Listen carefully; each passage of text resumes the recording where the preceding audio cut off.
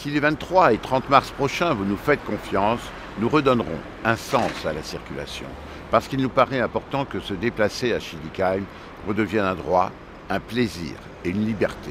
Il nous paraît important que la cohabitation entre les différents modes de déplacement soit apaisée et sécurisée pour chacun.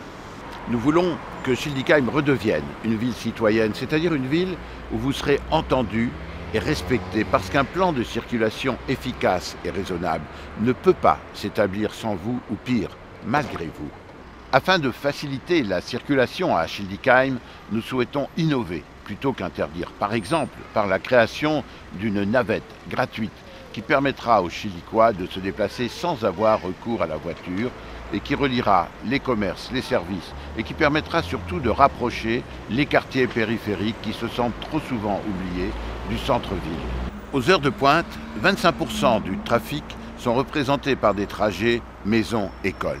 Par la création d'un plan de déplacement scolaire, comme cela existe déjà dans de nombreuses villes européennes, nous allons alléger le trafic, soulager les parents, mais également sécuriser le trajet pour nos enfants.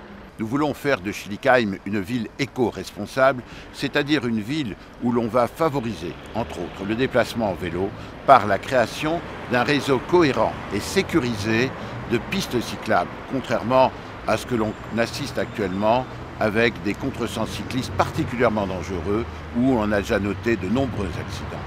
Nous voulons également favoriser le trajet à pied par des trottoirs qui soient propres, qui soient sécurisés, où une maman avec poussette ou un handicapé physique pourra se déplacer sans obstacle.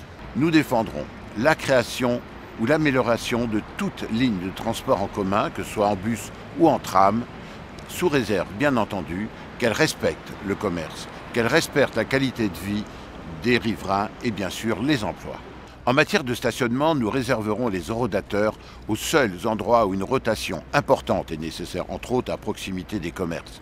Pour le reste, nous assurerons une rotation régulière et raisonnable par la création de zones bleues, car nous ne souhaitons pas faire payer inutilement le citoyen et l'usager.